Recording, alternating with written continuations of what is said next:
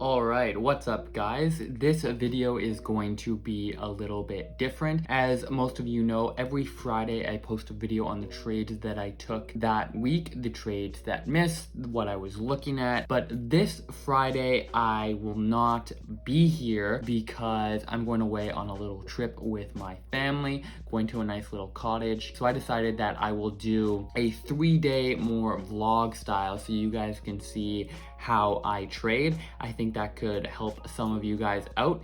So we're Sunday right now at 12:30 in the afternoon. So every Sunday I do my charting up, see any setups that might be good for this week. I'll go over the news. So I'm gonna put you guys right beside me, be able to see what I'm doing, and I'll talk you through anything that might be of interest. So let's do it. So remember, you guys want to know whether the currency is going up or down before you even look at the charts. It's super hard. I still struggle with it, but it's something to work towards. So I'm going over the economic news right now.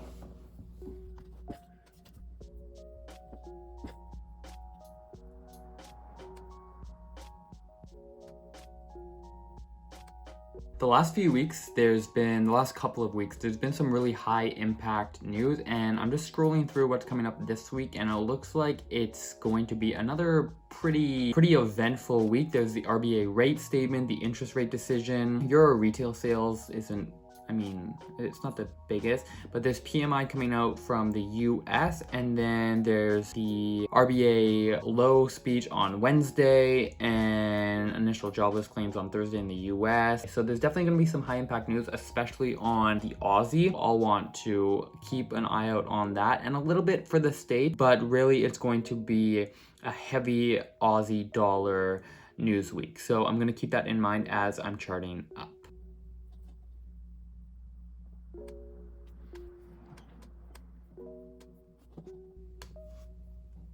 We had a strong sell-off in the euro at the end of last week, so I am going to be looking for a little bit of a pullback to maybe a 38 fib. Depends on the pair. Euro New Zealand, there's the 200 EMA on the 4-hour that lines up with the 38 fib. So if we do get a pullback early on in the week, hopefully not Sunday night, at least Monday, maybe Tuesday, then that's something that I might be looking to take. So I've been charting up EA, GA, EN, and GN, and the way I've been doing it is I've been looking at both of those pairs together, so EA, GA as a pair, and then EN and GN as a pair to see if there's anything lining up. So I'm going to put you guys down and I'll take a little screen recording because it'll be best. So first off, we have this trend line here on EA on the 4-hour, which we're close to, which is also with the 200 EMA. And if we hop over coming up, also with the moving averages. Now this buy here, the problem with it is that at market open, it's going to be so close to triggering, which I don't like. So I don't think I'll take it. I don't know, it's a tricky one. But if we go back and forth, you can see how they're similar. So here we have the 78 fib plus key level plus 200 EMA, and we also have the daily 100 EMA, but it's a little bit low. So yeah, but just to give you guys a sense, I'm going over to see, I'm comparing both of these to see if there's any similarities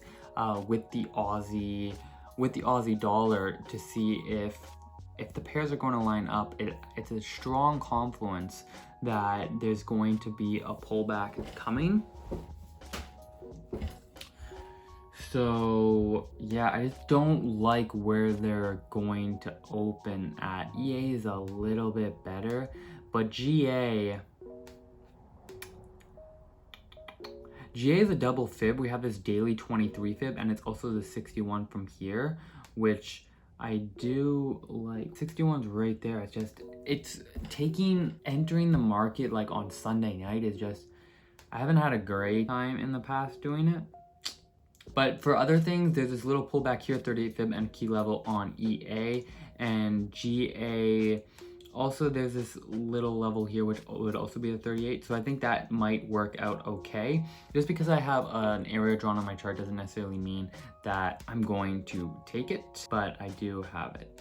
As for EN and GN, on EN, I have this pullback area here, which will be the 38 fib and the 200 EMA. And on GN, that also coincides with this area here. So I'm gonna need to wait to see when the market starts to pull back to properly draw those fibs, but that is what I am looking at so far. I haven't charted up GCAD or GJ or gold yet, but I'm going to do that in a little bit. For now, I'm gonna work on some editing. My girlfriend's getting back from work soon, so we'll probably head off to the gym. And yeah, so I just wanted to give you guys a sense of how I combine those things, what I'm looking at, and I'll catch you guys up in a little bit. Okay, so I've charted up and now I'm going to head to the gym. Really it's for the sauna, but I'll use the gym a little bit, so let's go.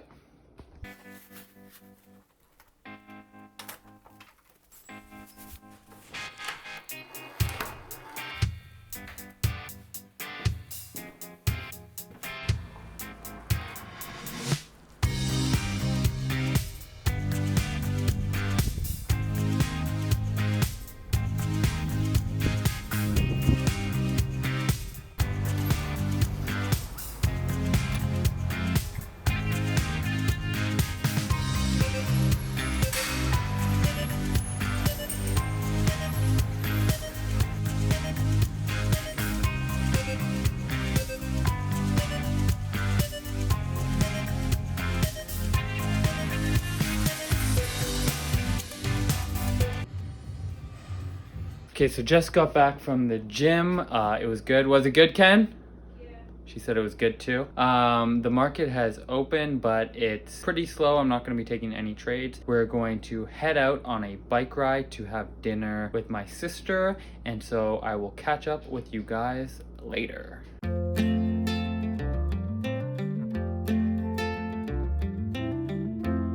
Can we stay here for a week or so? Just watch the corn grow in the fields. I don't know what's on your mind, but I know.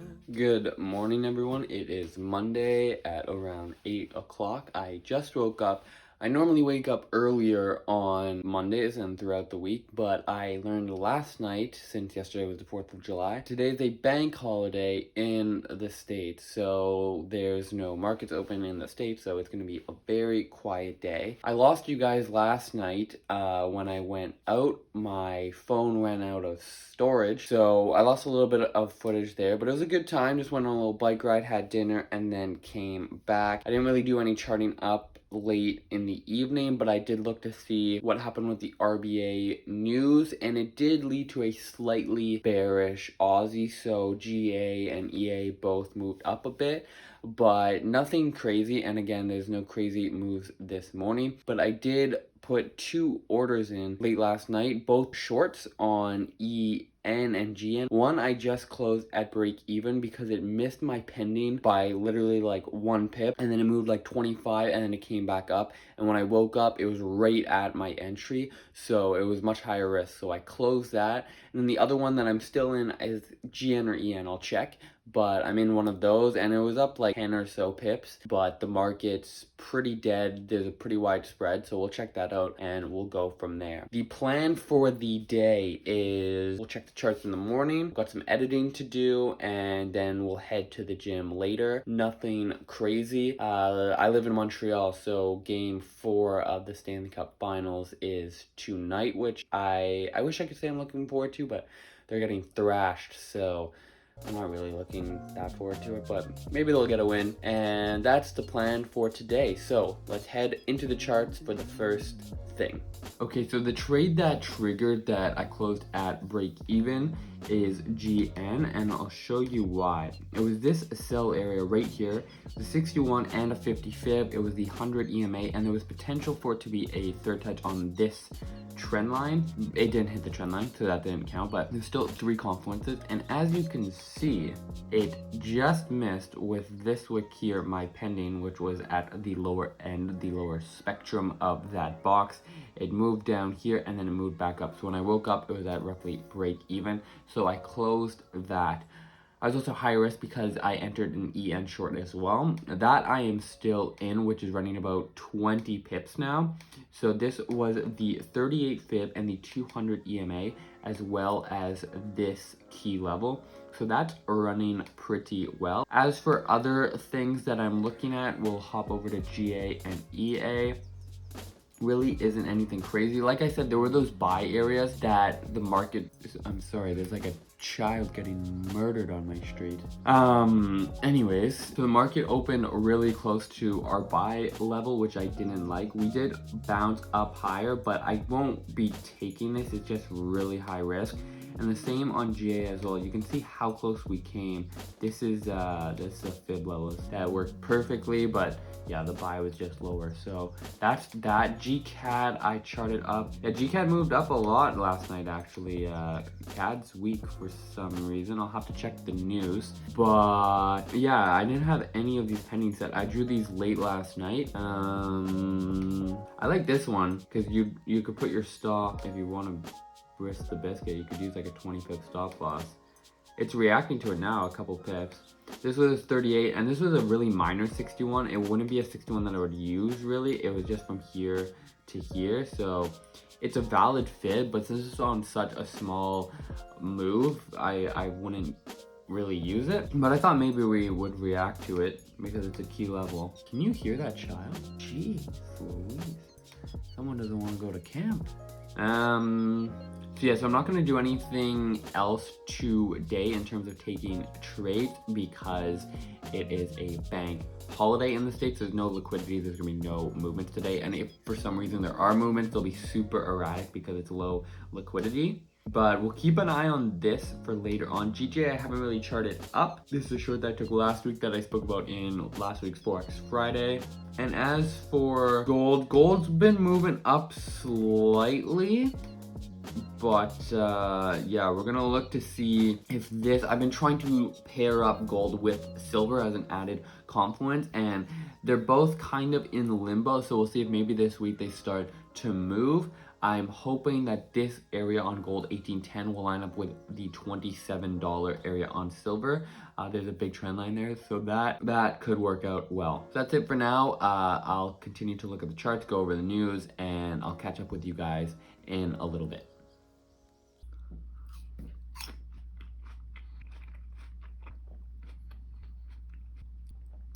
Breakfast of champions. Charted up.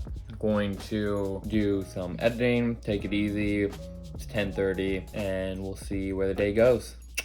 All right, so I've been feeling pretty lazy this afternoon, but I managed to get off the couch and now we're going to head to the gym. Gonna use the treadmill a little bit, lift some weight, and then use the sauna and get some more editing done. I'm on a crunch time to get stuff done before I leave this Friday, so I'm working towards that. And yeah, I just think that this video is helpful in the sense that there's a lot of people online that say they're full-time Forex traders or they trade Forex part-time, but it's like super flashy and like it's always exciting and Lambos and like this and that, but my life really isn't like that. It's fantastic, but it's not flashy in any of that kind of sense. It's not flashy in that way. It's just, I'm just a normal guy doing, you know, doing stuff, doing his thing. So yeah, so I hope you guys get the sense that, you know, this might not be the most exciting video that you've ever seen in your life, but it's a very realistic one, and I hope that gives you guys a little bit of context and a little picture as to what it is really like to trade full-time. So I haven't even looked at the charts in several hours. The markets are closed in the US, so there's really no point to be staring at them, but I will look at them later on tonight to see what news is coming up and all those good things, so I'll check in with you guys then.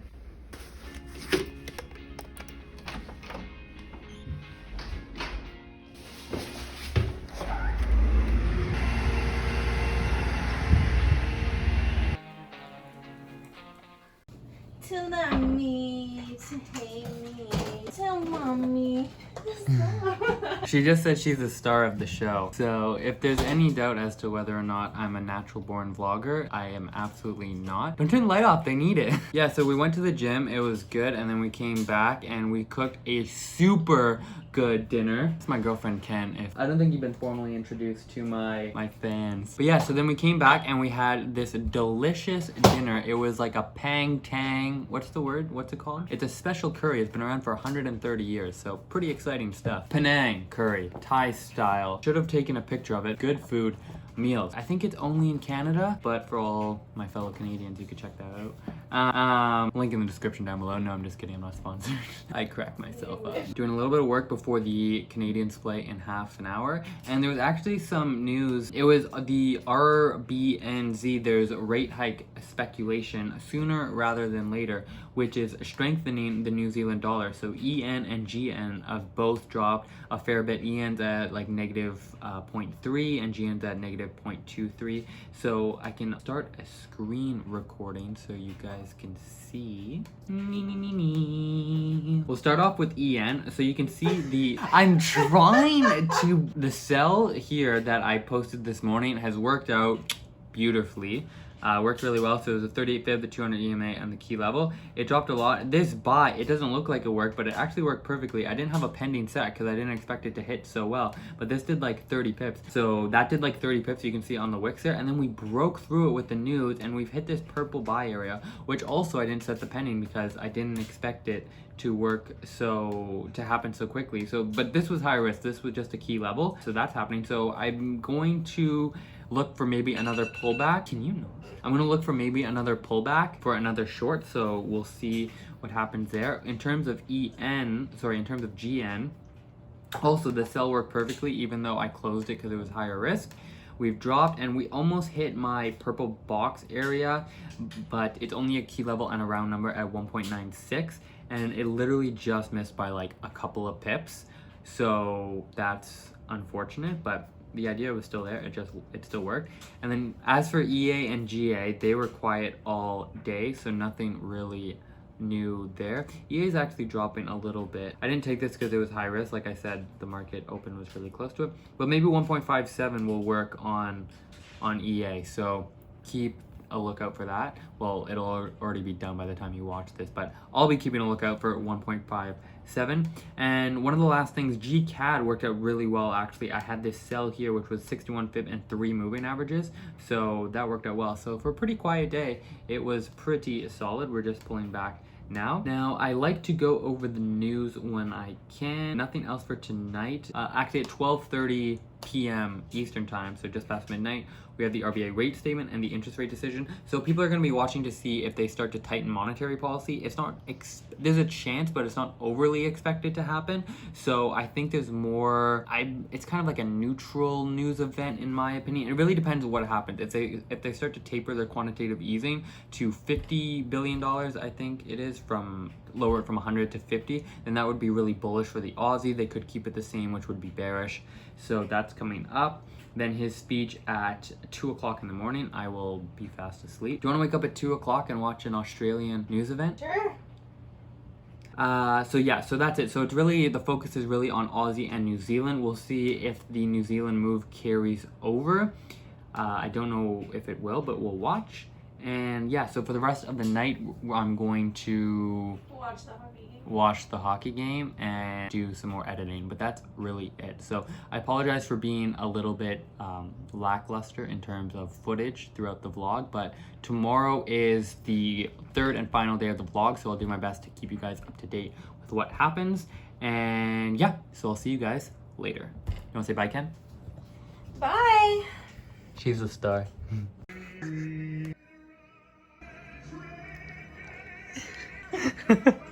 Are they gonna win? The game just went into overtime, so we'll see how it's going. I've been doing a little bit of editing on the side, just getting ready for a few other videos, so we'll see how overtime goes. I'm gonna look at the charts before heading off to bed. It's almost 11 o'clock, but we'll see how the game goes and do a little bit of charting up. So that is just a little update.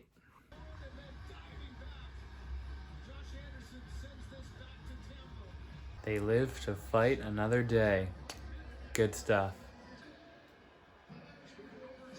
Good morning, everyone. It is Tuesday and day 3 of the vlog. It's 9 o'clock in the morning. I woke up just past 7:30 and I've been getting some work done since. The movement in the market overnight were actually pretty interesting. Euro, Aussie, and Euro New Zealand. So the Euro took a big dump. Euro New Zealand was down almost 1%. It may have hit 1%, and Euro Aussie is down a lot as well. So I'm gonna go over the news to see what drove that.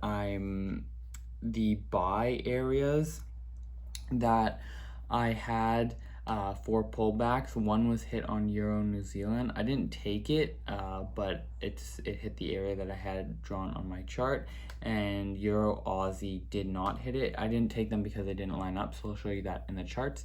And we can just head straight into the charts so I can show you guys what's up. It looks like I misspoke. It's not because the euro took a big drop, it's just because the RBA announced the start of tapering. So it's really a strong Aussie, which is also carrying over to the New Zealand. I will say that the euro is a little bit weak though, in the sense that the pound crosses didn't drop the same amount.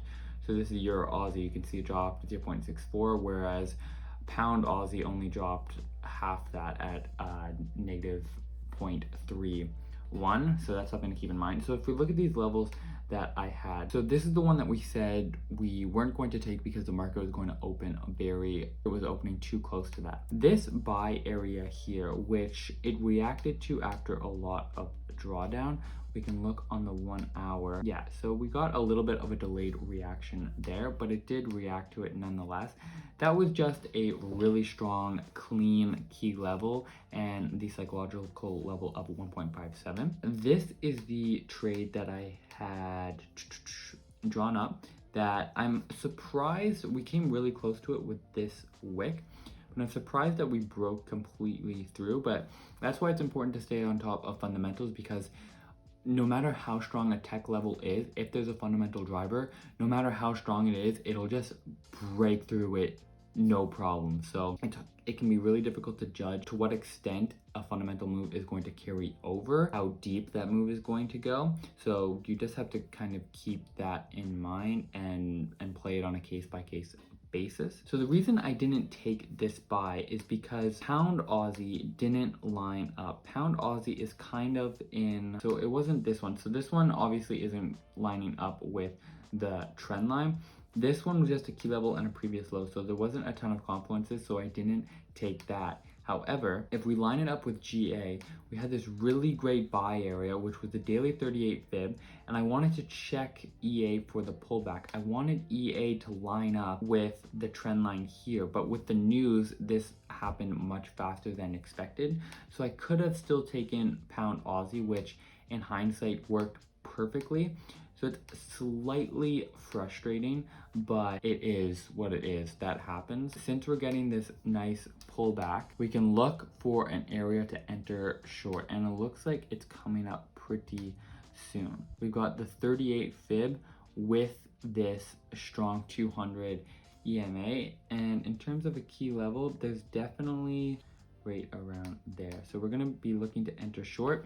So when I'm done this recording, I'm going to enter that pending. The stop will be probably about 30 pips, but again, it depends on your strategy. There was a time a few months ago when I was using really tight stop losses, if of course the trade allowed me to, and it was working well when there was a lot of liquidity. The market was reacting really quick levels, but then it stopped working as well. So I've been using slightly larger stops, but it depends on your strategy. Don't just listen to what I do. GCAD moved up over the buy. It's hitting our trend line. I didn't take it because there's not really many other confluences, and the reason I didn't take Euro New Zealand is because pound New Zealand was just in no man's land. As you can see, we're right in between this, so maybe we'll get a stronger pullback on pound New Zealand.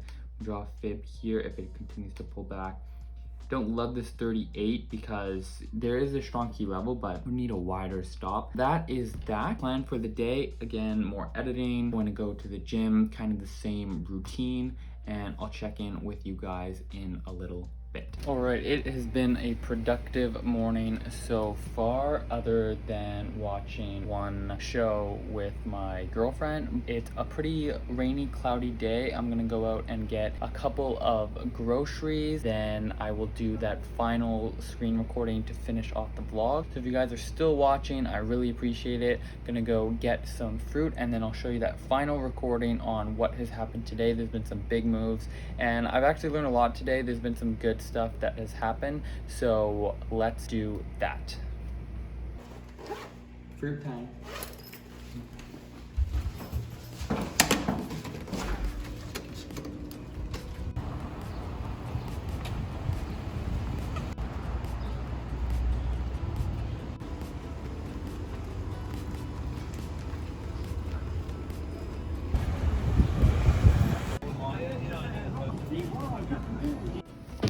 Good vegan haul. Strawberries, mangoes, and lots of apples.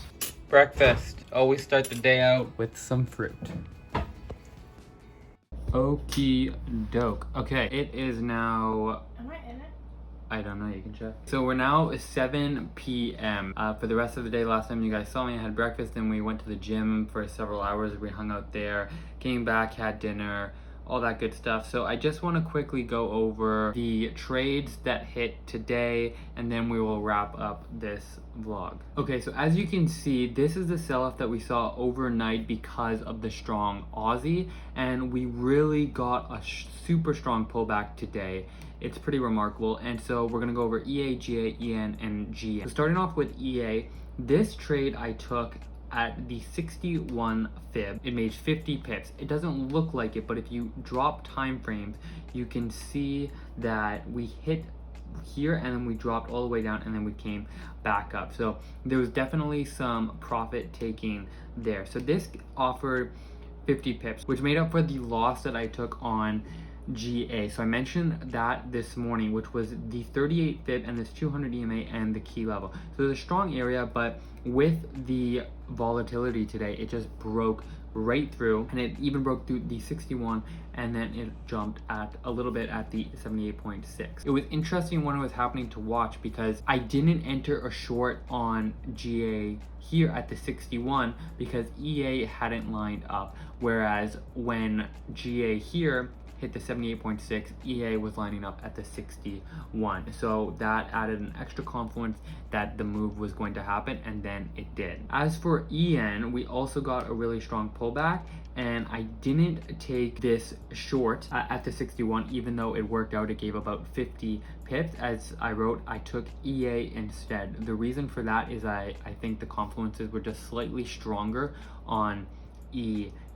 Since I was short EA, I wasn't going to take both. As for GN, was really interesting. This one I got stopped out as well on at the 38 fib. The 38 fib, it was kind of, it wasn't the it was strong, but it wasn't the strongest, just because the moving averages were a little bit higher, but it was a key level and a 38 fib, but it wasn't a round number or anything like that. And it was super interesting to see the 38 did not work, but then it came up to the 61, and the 61 was perfect. It was a sniper entry, and so that was cool to see. So I believe I'm a little bit disorganized because there were so many that hit today and some pendings that I canceled and whatnot, but I do think that I took GN, which made at the 61, which made up for the 38 loss. GCAT I got 30 pips on at 1.72. Now this worked out okay, but it's a pending that I still had that I actually meant to cancel but didn't. And as you can see, the original pending, I was hoping for it to hit here in this area at 1.72, but I held on to it, and there was a fair bit of drawdown, but then it came back down for 30 pips. So I mentioned on my Twitter account, if you guys aren't following me, you can check that out at MeetMattL. I mentioned that the reason for these moves, in hindsight, you could have seen them coming because it was the first day back from the US holiday, and it was also the start of a new quarter and a new month. The RBA tightening monetary policy and US PMIs missing this morning, that was a mixed signal for the market in terms of what's going to come up in terms of monetary policy globally, because those were two mixed messages. Super interesting day. I hope you guys get a sense of how I look to cross-analyze pairs so that they can line up simultaneously. That really worked well today, and so it's something I haven't been doing that long, so it was cool to see today that it worked out. So that's going to be it for this video, guys. It's the first time that I've made a video like this. I had a lot of fun doing it, so do let me know in the comment section down below if you enjoy these types of videos and if you would like to see more of them. It is a longer video, so if you're still watching and you made it this far, I really appreciate it. As always, I will see you guys in the next video. Thank you for watching, and peace.